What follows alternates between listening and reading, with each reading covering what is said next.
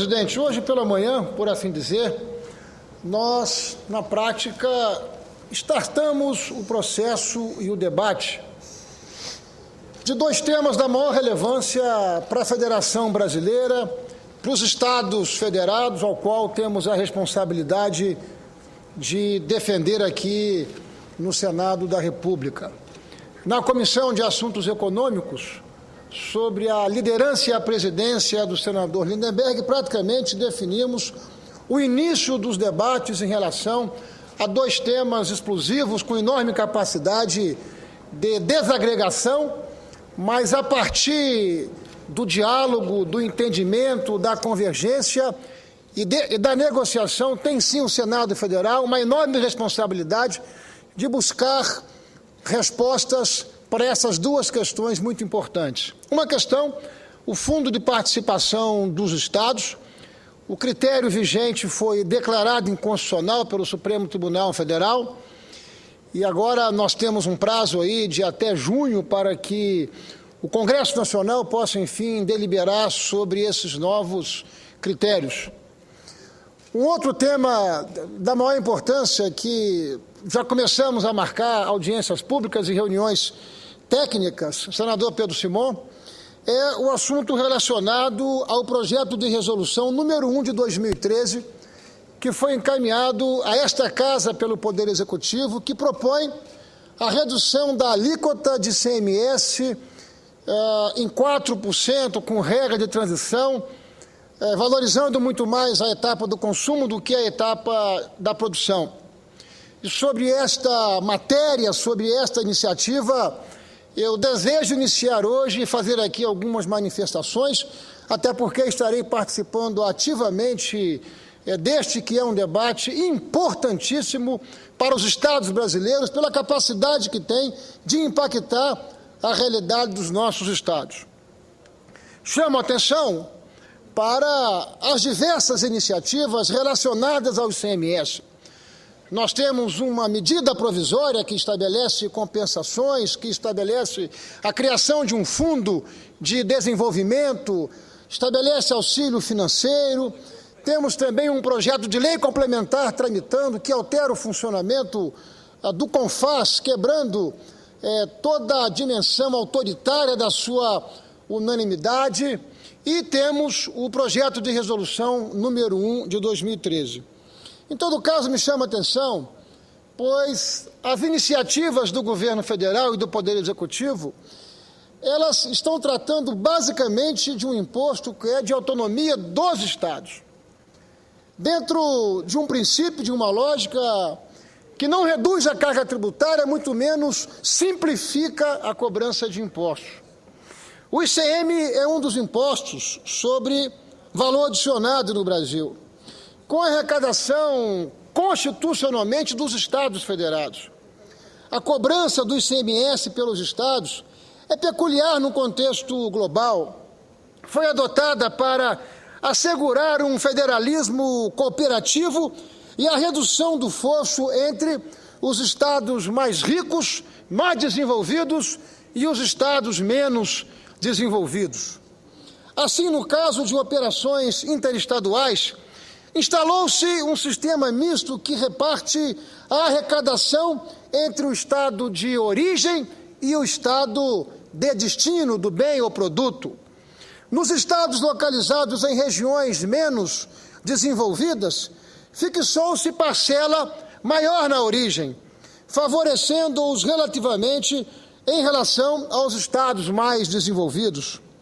Com alíquotas interestaduais diferenciadas, criou-se, portanto, senhor presidente, por assim dizer, um importante instrumento de desenvolvimento regional em nossos estados, abrindo caminho e dando autonomia aos nossos governos e governadores para que eles possam dialogar, para que eles possam trabalhar a atração de investimentos que são geradores de oportunidades.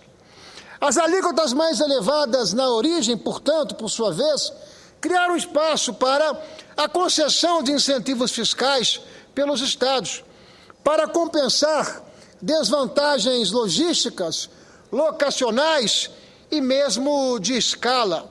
Assim, atrair investimentos e proporcionar novas oportunidades para seus cidadãos. Reforçou-se, por esse aspecto, o ICMS como importante instrumento de desenvolvimento regional. Vis-à-vis, penso que evidências técnicas e científicas consagram que o ICMS como atrativo, que o ICMS como incentivo fiscal, ele chegou mesmo a dar melhores e maiores resultados do que até mesmo os fundos de desenvolvimento regionais que foram criados ao longo da nossa recente histórica. Evidentemente que a análise que fazemos desses incentivos é uma análise que tem que estar acompanhada da Lei de Responsabilidade Fiscal. A Lei de Responsabilidade Fiscal que impôs limites às governanças estaduais e o produto dos incentivos e da Lei de Responsabilidade Fiscal é que as finanças públicas dos estados brasileiros passaram a estar mais saneadas, com os estados ampliando cada vez mais a sua capacidade de investimento. Não esgotarei, senhor presidente, senhoras e senhores senadores, a minha avaliação a respeito desta iniciativa apenas com um discurso. Pretendo voltar à tribuna tantas vezes for necessário para que nós possamos detalhar com absoluta clareza todo o nosso pensamento. Mas são 4 as preocupações ou 4 as consequências que nós estamos imaginando irá se traduzir em extraordinários prejuízos para a economia brasileira que precisam pelo Senado ser debatido. O primeiro deles é a perda de autonomia dos nossos estados. Com essa mudança, os nossos estados e governos perdem a capacidade de dialogar com o mercado na atração de investimentos. Uma piora, com certeza, na concentração de renda, porque a renda estará concentrada entre aqueles estados com maior capacidade de consumo, para que um empreendedor possa, por exemplo, senhor presidente, decidir por um empreendimento no Acre, ele tem que considerar o desvio logístico, ele tem que considerar a elevação dos custos para ele sair do eixo dos estados mais desenvolvidos e levar esse investimento para um estado mais distante. Sem uma compensação para com esse desvio logístico, seguramente os empreendimentos estarão cada vez mais sendo concentrados. Portanto, a meu juízo, é uma medida, assim, concentradora da economia brasileira. Um outro ponto é um dos pontos mais decantados, é um dos pontos mais manifestados em relação ao necessário enfrentamento da reforma tributária. Todos falam que, ao fazermos essa reforma, precisamos simplificar e precisamos reduzir a carga tributária. Até porque estamos batendo em aproximadamente 40% do nosso produto interno bruto como carga tributária.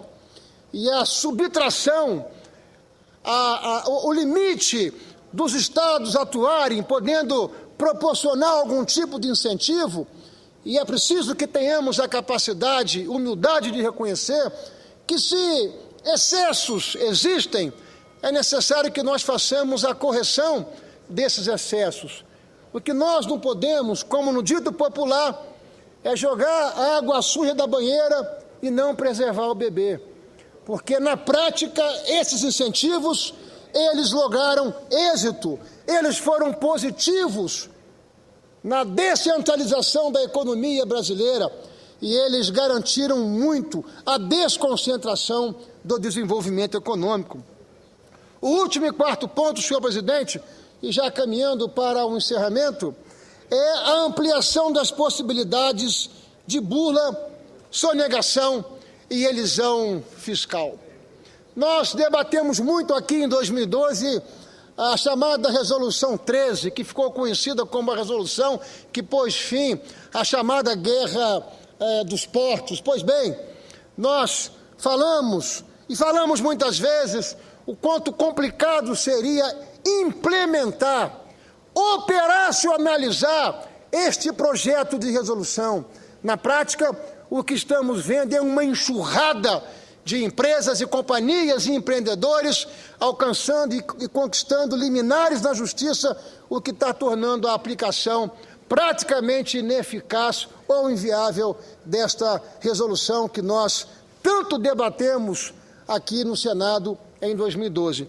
De modo, senhor presidente, que desejo voltar à tribuna por entender, por julgar que este é um debate dos mais importantes que nós estaremos fazendo em 2013, não é? No âmbito, enfim, da Comissão de Assuntos Econômicos, no âmbito da Comissão de Desenvolvimento Regional e também no âmbito da Comissão de Constituição e Justiça, que nós precisamos a todo momento valorizar e fortalecer. São as manifestações que trago à tribuna do Senado na expectativa de retornar para que possamos aprofundar cada um desses pontos que, a meu juízo, são distorções que nós estaremos implementando no dia a dia da economia brasileira.